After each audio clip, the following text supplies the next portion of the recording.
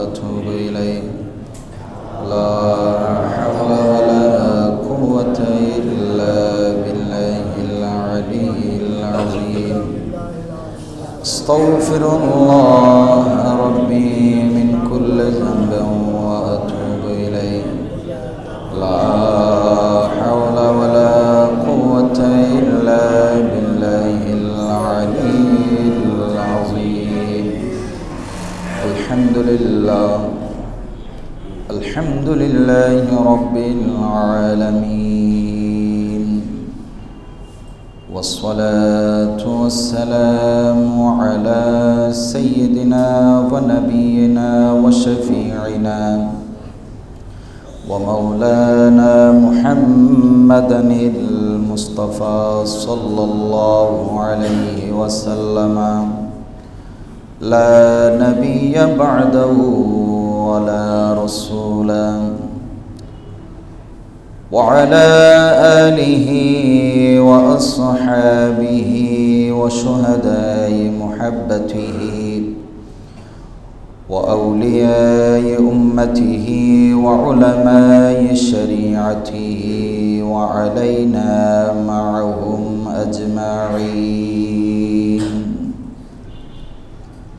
أما بعد فقد قال الله تعالى في شان حبيبه مخبرا وآمرا إن الله وملائكته يصلون على النبي يا أيها الذين آمنوا صلوا عليه وسلموا تسليما صلى الله على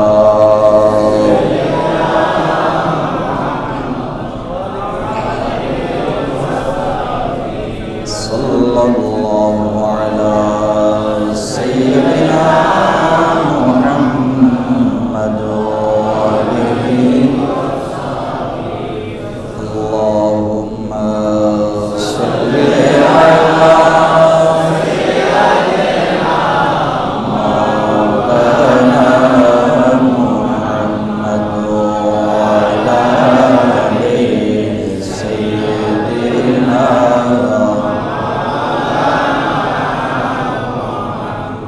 मौत जिस दिन आ गई है दुनिया की दौलत क्या हुई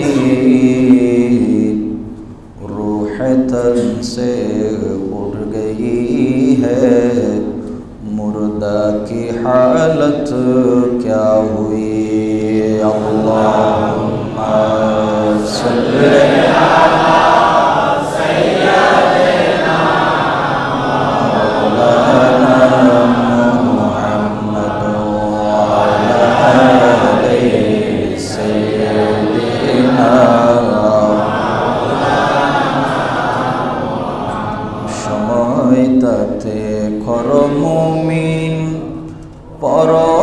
পরকালের ভাবনা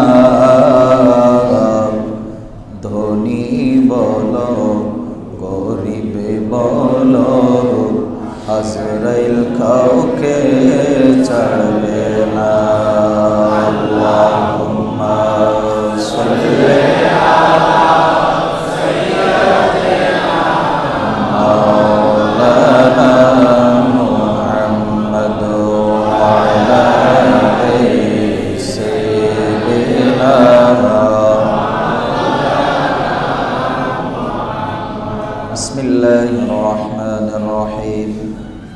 كل نفس ذائقة الموت وقال الله تعالى وإذا قيل انشزوا فانشزوا يرفع الله الذين آمنوا منكم والذين أوتوا العلم درجات والله بما تعملون خبير صدق الله مولانا العظيم وبلغنا رسوله النبي الحبيب الكريم مولاي رب صل وسلم وبارك عليه উপস্থিত পবিত্র সফরুল খাইরের চতুর্থ জুমাবারে আগত মুআজ্জাজ মুসাল্লিয়ান আযম সামিঈন কিরাম রাহিমানি ওয়া রাহিমাকুমুল্লাহু তাআলা আসসালামু আলাইকুম ওয়া রাহমাতুল্লাহি ওয়া বারাকাতুহু।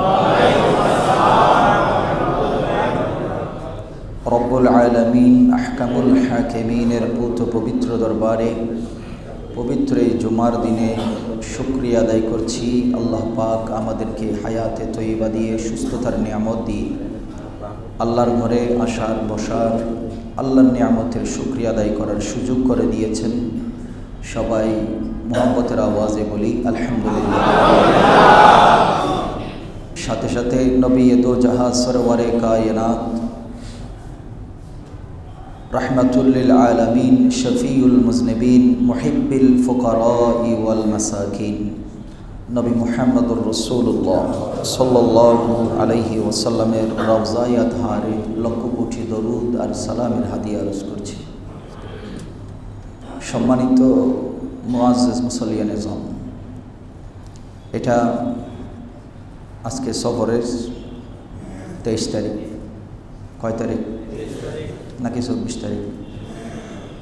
শিওর তো 23 তারিখ। হতে পারে আগামী জুমা পেতে পারি, আবার নাও পেতে পারি। হয়তো আগামী জুমা আমাদের জন্য রবিউন নূর শরীফের চাঁদ উদিত হবে। তাই আমরা আজকে এই চতুর্থ জুমাবারে কিছু আলোচনা করব এমন কিছু জাতকে নিয়ে, যাদের আলোচনাটা বর্তমান সময়ে আমাদের করা জানানো অতীব দরকার। আমরা সবাই মারা যাব, কি মৃত্যুর আগে আল্লাহ যেন আমাদেরকে এমন কিছু কাজ করার তৌফিক দেন, যে কাজগুলো করে গেলে, যে কথা বলে গেলে আমরা চলে যাব, আমাদের কাজগুলো থেকে যাবে। আল্লাহ আমাদেরকে এরকম কিছু আমল করে যাওয়ার তৌফিক দান করুন। এরকম যারা করেছেন, যারা করে গিয়েছেন, তাদেরকে নিয়ে ইনশাআল্লাহ আমরা আজকে কিছু আলোচনা করব। তন্মধ্যে অন্যতম হচ্ছেন চতুর্দশ শতাব্দীর মুজাদ্দিদ ইমামুল ইশক ওয়াল মুহাব্বত,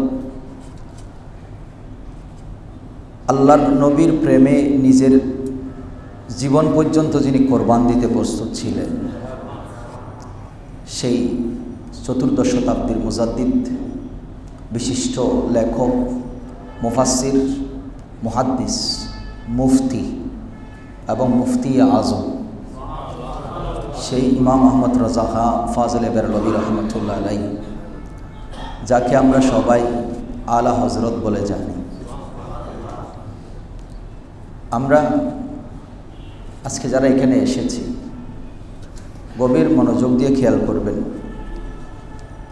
আমি গত 3-4 মাস আগে যখন লকডাউন চলছিল, যথাসম্ভব বাংলাদেশের একজন শয়তান মৌলবী, ওনার লিখিত কিতাব, ইমাম আলা হজরতের লিখিত তফসিরের কিতাব, কোরআনের বঙ্গানুবাদ কানজুল ঈমানকে নিয়ে একটি খুব খারাপ মন্তব্য করেছি।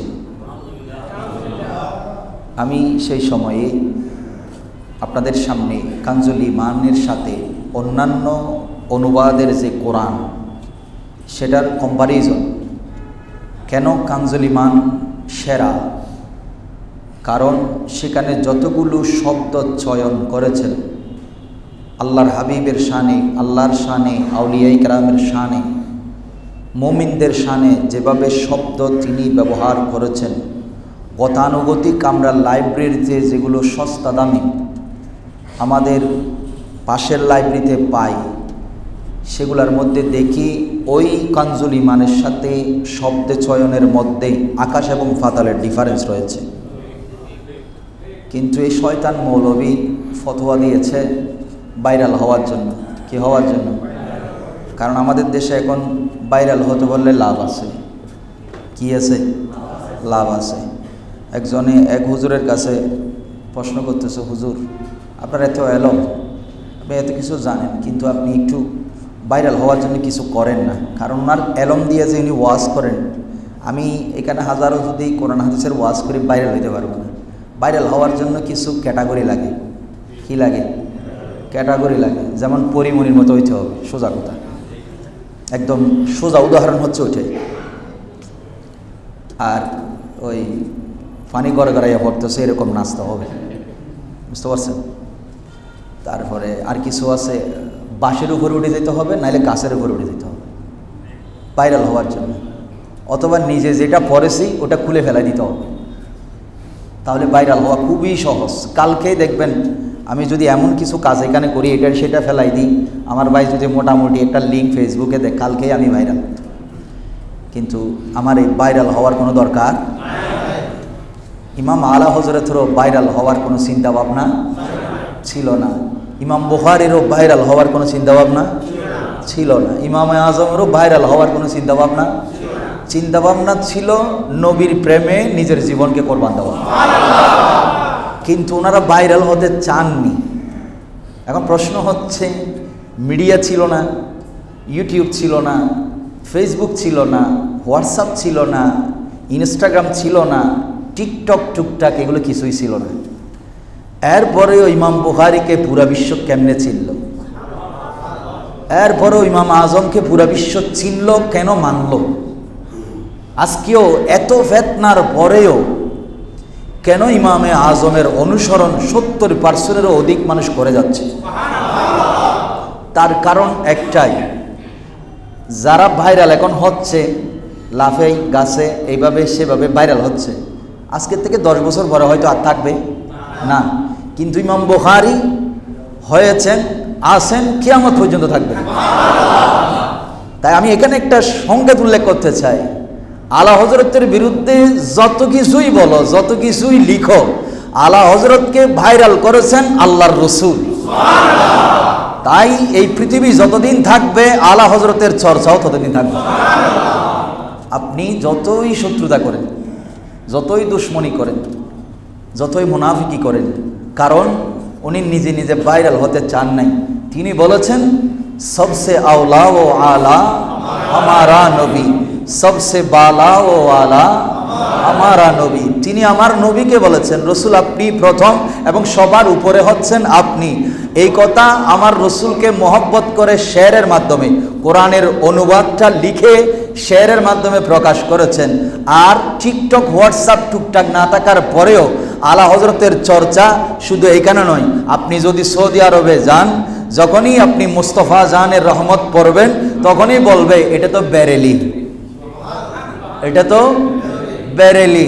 তো বেরেলি মানে অন্য বেরেলিটা প্রদেশ, ভারতের একটি সীমান্ত প্রদেশ, এই বেরেলি শহর। সে বেরেলি কেন বলা হয়? আলা হজরতের দিকে নিসবত করা হয়। তার মানে সৌদি আরব আলা হজরতকে চিনে। ইরাকে যান, সেখানেও যখন আপনি মুস্তফা জানের রহমত যখন শুরু করবেন, তখন বলবে এটা তো বেরেলি। এখন প্রশ্ন হচ্ছে, আলা হজরত আপনি কি এমন করেছেন আপনার এত ভাইরাল? উত্তর একটাই, আমি নবীকে বলেছি সবসে আওলা ও আলা আমারা নবী। আর আমার নবী বলছেন, তুমি যেহেতু আমাকে মানুষের সামনে কবিতার মাধ্যমে প্রকাশ করেছ, আমি আওলা এবং আলা, যেটা আল্লাহ কোরআনে বলেছে, অতএব আমি তোমাকে এমনভাবে ভাইরাল করব, কিয়ামত পর্যন্ত তোমাকে সবাই আলা হজরত হিসেবে জানবে। উনি হচ্ছেন ইমামে আলা হজরত আহমদ রাজা ফাজলে বেরলভী রহমতুল্লাহ আলাই। তো যাই হোক, ওনার একিন, ওনার ইমান আল্লাহর হাবিবের প্রতি এমন ছিল, এত বেশি পাকাপুক্ত ছিল, নদীতে হজে যাচ্ছেন, তখন তো আর ঘোড়া বা বিমান তেমন একটা ছিল না, তখন জাহাজে করে কোথায় যাইত? হজে যাইতে 3 মাস বা 6 মাস, আসতে আর 3 মাস 6 মাস, পুরো একটা বছর চলে যেত।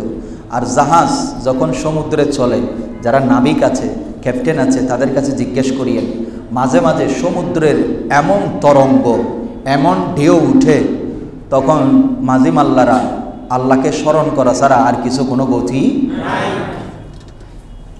জাহাজ, নিজের ভাই ছিলেন, বাবা ছিলেন, আম্মাজান ছিলেন, হজে যাচ্ছেন সপরিবারে। যখন হজে যাচ্ছেন, গভীর মনোযোগ। সপরিবারে সমুদ্রের মধ্যে ঝড় উঠেছে, তুফান উঠেছে। তখন সবাই ভয়ে প্রকম্পিত, হাজিরা সবাই জাহাজের মধ্যে ভয়ে প্রকম্পিত। সবাই মনে মনে বলছে, আল্লাহ আমরা তো তোমার দরবারে যাচ্ছি, তোমার ঘরে তাওয়াফে যাচ্ছি, আমাদেরকে এই বিপদে কেন ফেলেছ? অনেকেই অনেক কথা বলছেন। তখন আপনার যারা ক্যাপ্টেন ছিল, নাবিক ছিল, তারা সবাই বলছে যার যার আল্লাহকে স্মরণ করুন, কারণ এই মুহূর্তে আল্লাহ ছাড়া কেউ বাঁচাইতে পারবে না। তখন আলা হজরত তিনি মুস্কি মুস্কি হাসতেছে, সবার ভয় ভীতি দেখি, সবাই এদিকে সেদিকে ছুটাছুটি করছে, তিনি হাসতেছে। তখন আম্মা জিজ্ঞেস করলো, আহমদ রাজা, সবাই ভয়ে তুফান থেকে বাঁচার জন্য এদিক সেদিক ছুটাছুটি করতেছে, আর তুমি হাসতেছো, কারণটা কি?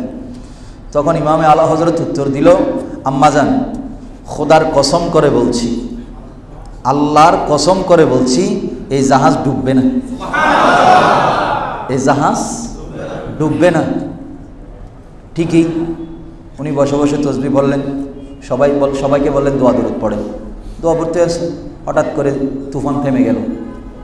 তখন মা আহমদ রাজা রহমতুল্লাহ আলাইকে জিজ্ঞেস করলেন, বাবা তুমি এরকম একটি গায়েবী বিষয়, ভবিষ্যতের বিষয়, তুফান দেওয়ার মালিক আল্লাহ, জাহাজ ডুবানোর মালিক আল্লাহ, জাহাজকে রক্ষা করার মালিক আল্লাহ, এরকম একটি ভবিষ্যতের বিষয়কে তুমি কিভাবে আল্লাহর কসম করে বলেছে জাহাজ ডুববে না?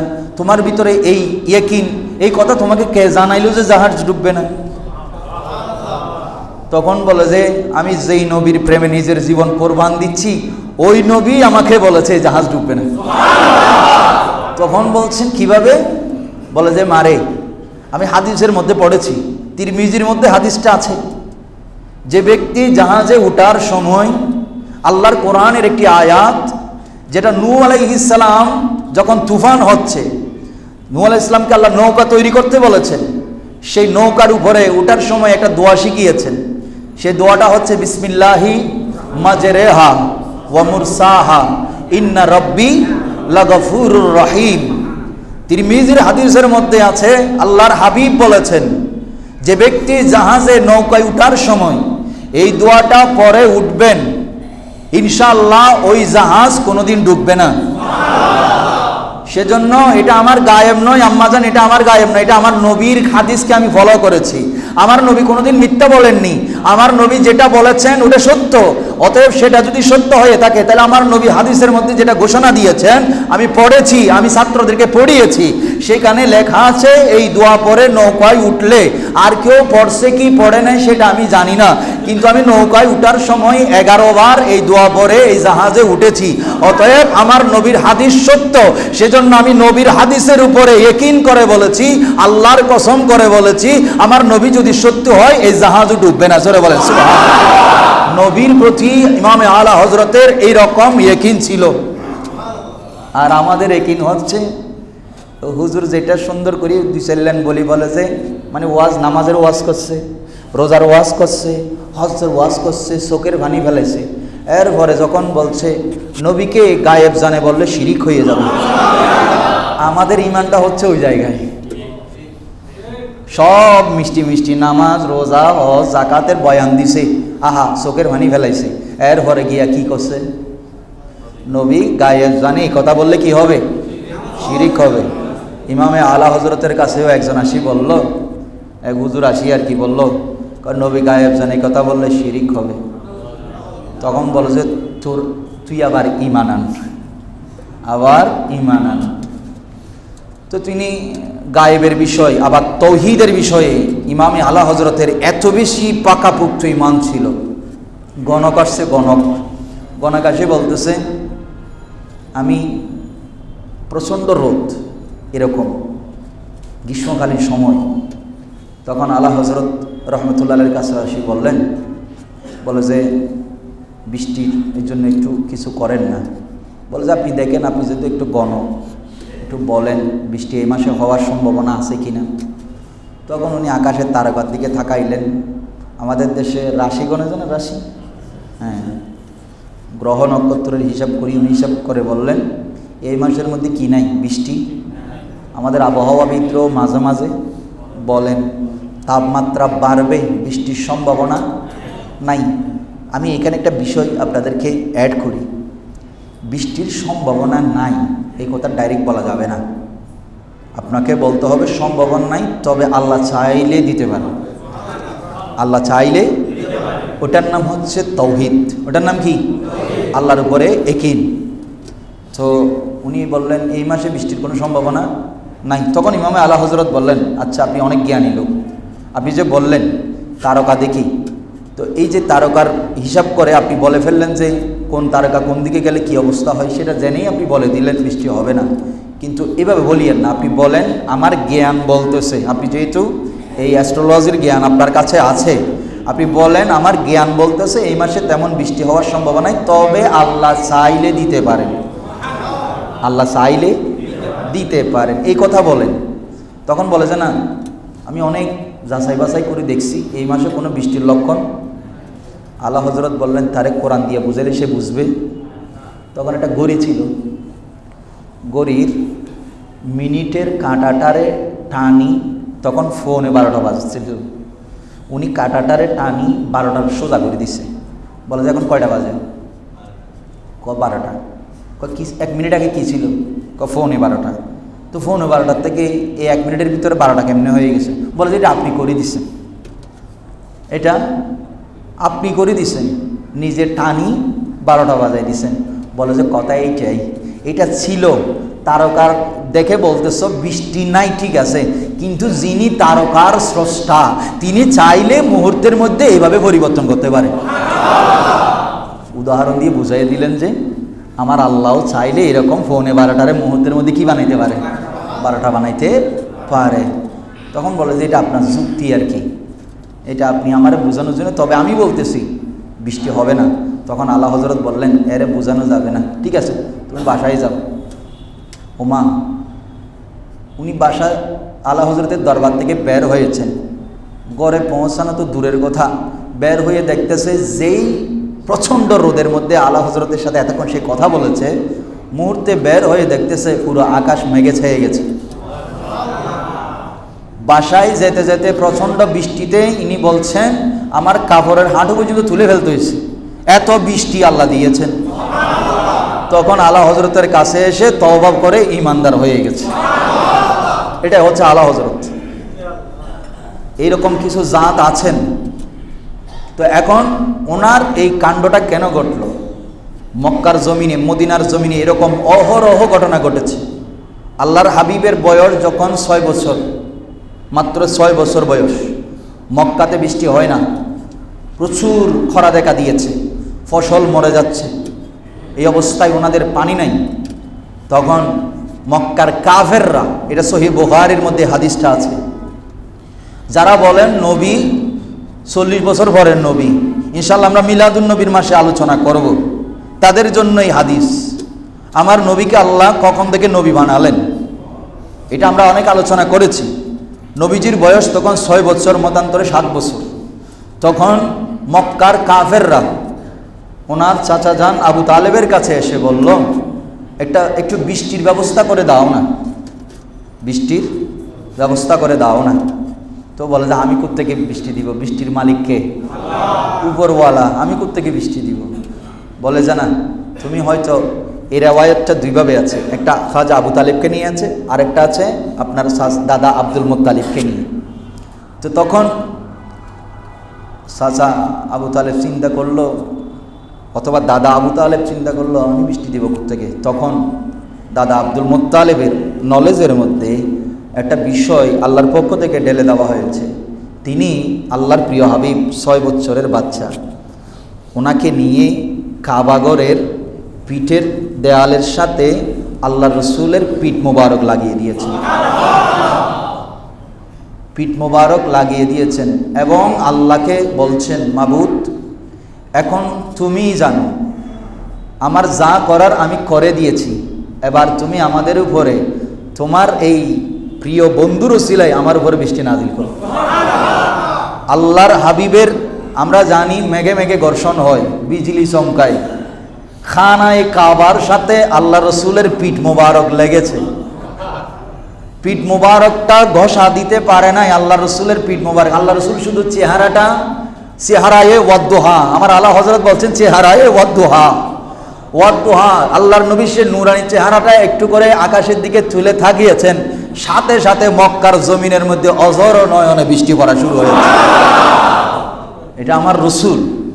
তো এখন আলা হযরত রসুল নয়, আলা হযরত বলছেন আমি রসুল নই, আমি নবী নই, আমি সাহাবী নই, আমি তাবিঈ নই, আমি তবে তাবিঈন নই, আমি কোনো কিছুই আমার নাই, আমি তো গোলামে মুস্তাফা, আমি তো মুস্তাফার দরবারের একজন কুকুর।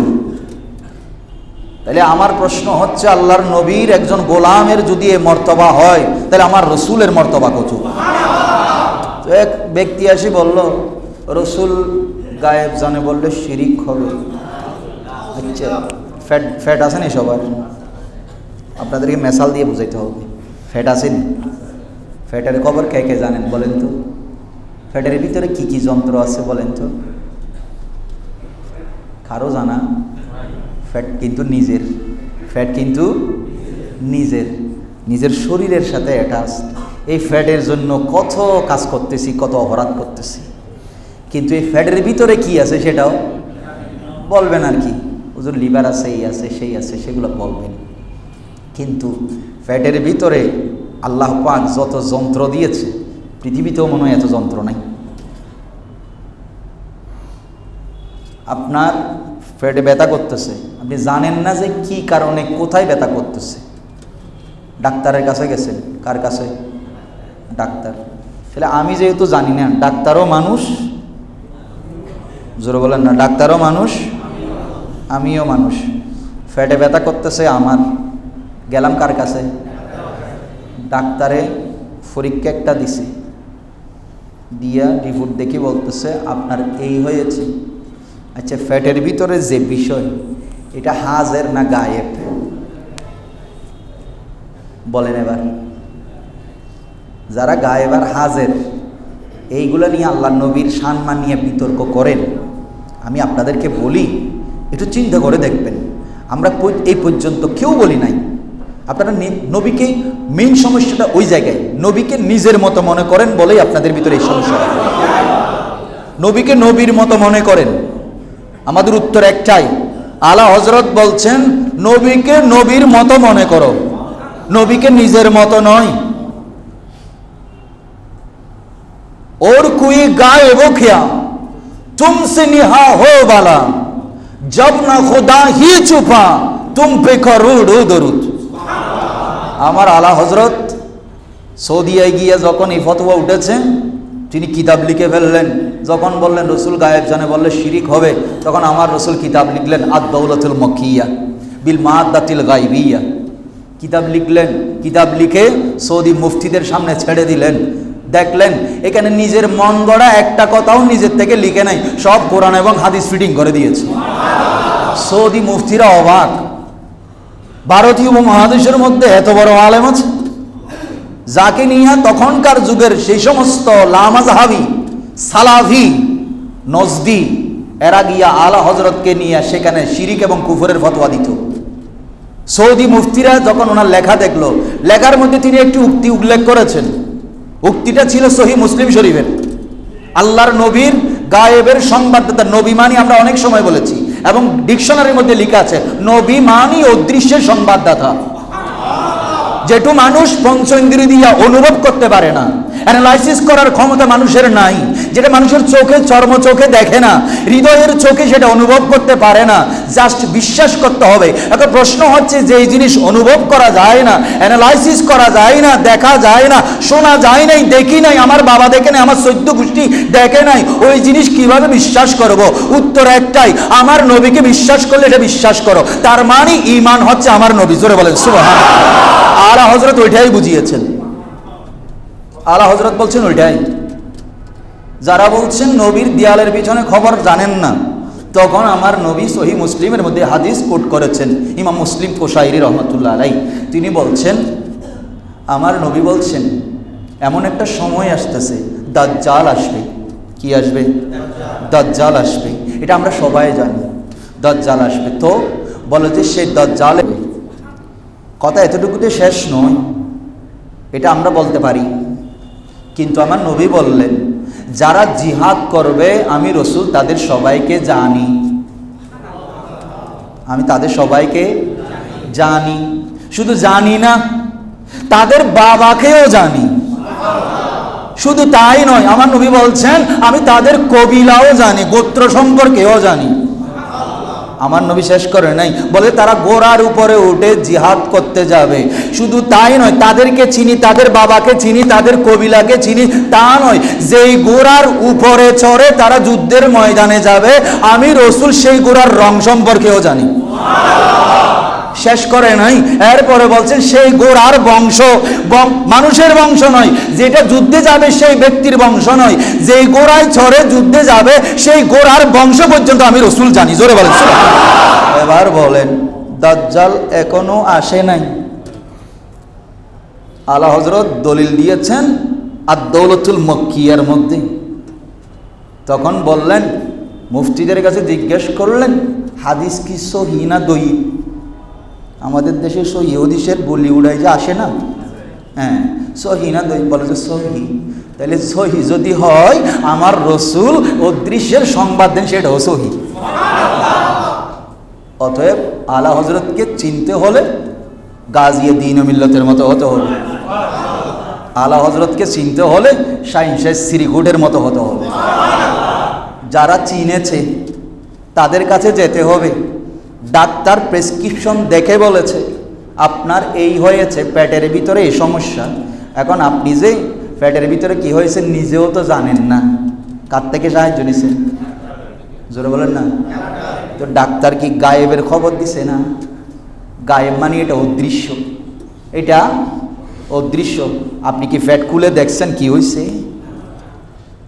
এটা হচ্ছে দুনিয়াবি বিষয়, এটা অ্যানালাইসিস করা যায়। কিন্তু আমার নবী সাথে আমাদের পার্থক্যটা ওই জায়গায়। আমার নবী আলা হযরত বলছেন আমার নবী এমন নবী, অন্যান্য নবীর বেলায় যা ঘটেছে এবং যা ঘটবে সব কিছু আমার নবীকে আল্লাহ জানিয়ে দিয়েছেন। ওইটা হচ্ছে আমার নবী।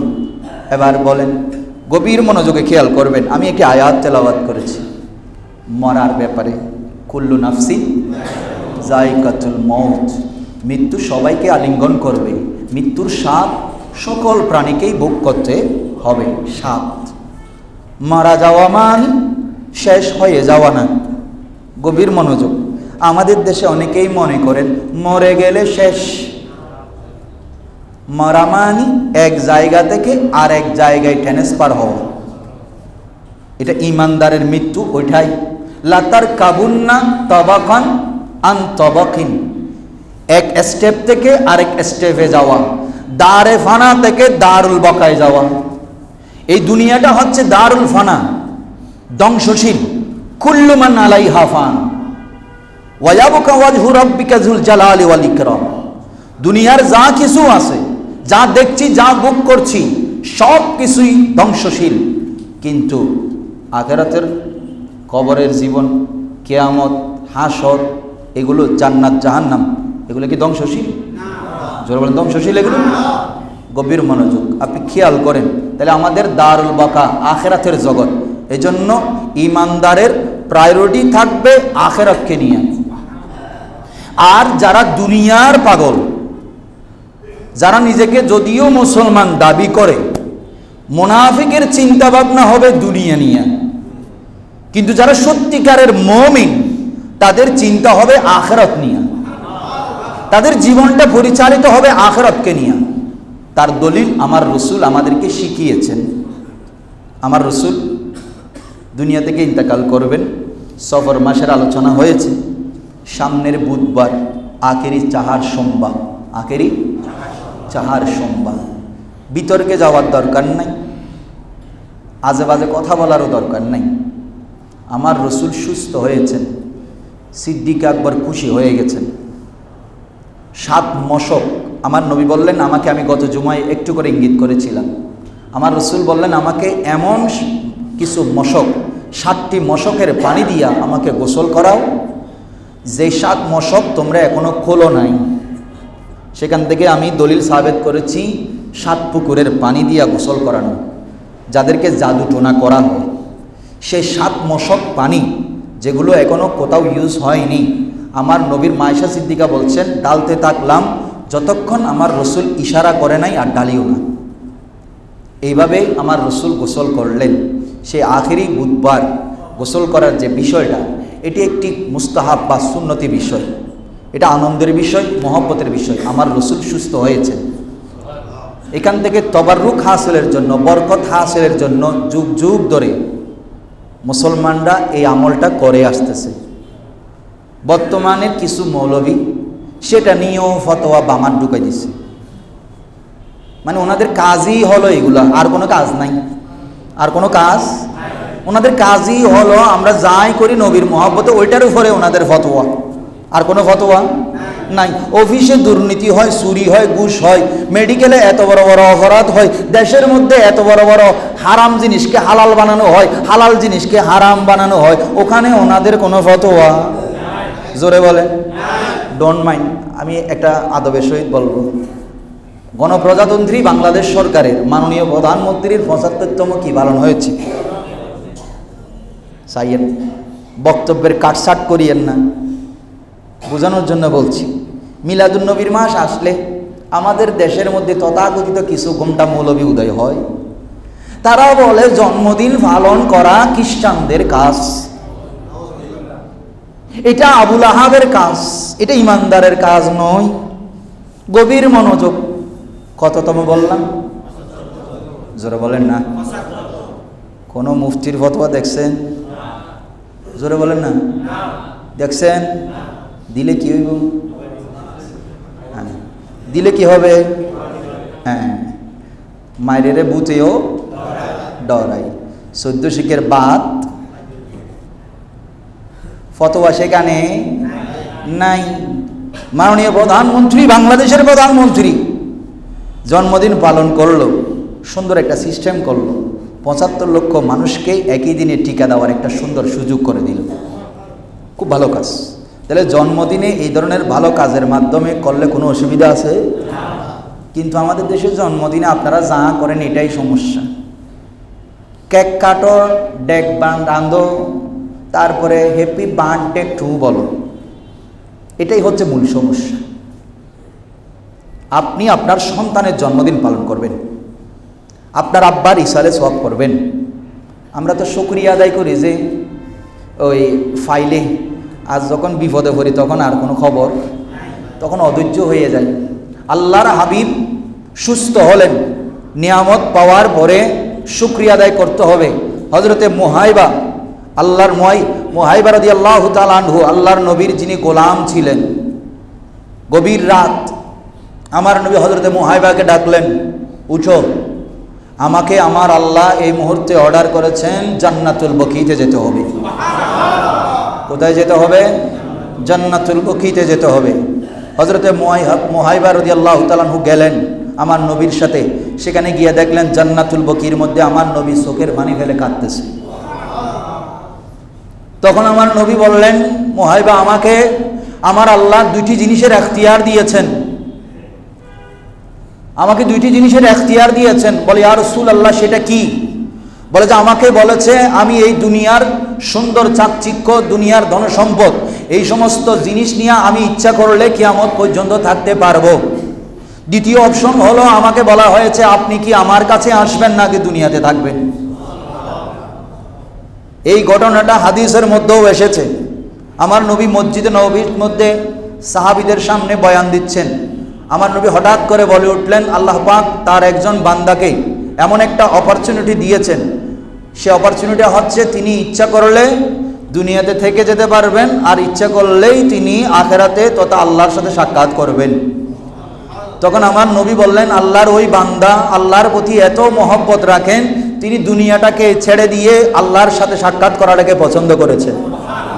তখন সাহাবায়ে কেরাম সবাই খুশি, মহা আনন্দে, ফারুকে আজমও খুশি, সৈয়দনা ওসমানে জিন্নুরের মওলা আলী শের খুদা সবাই খুশি।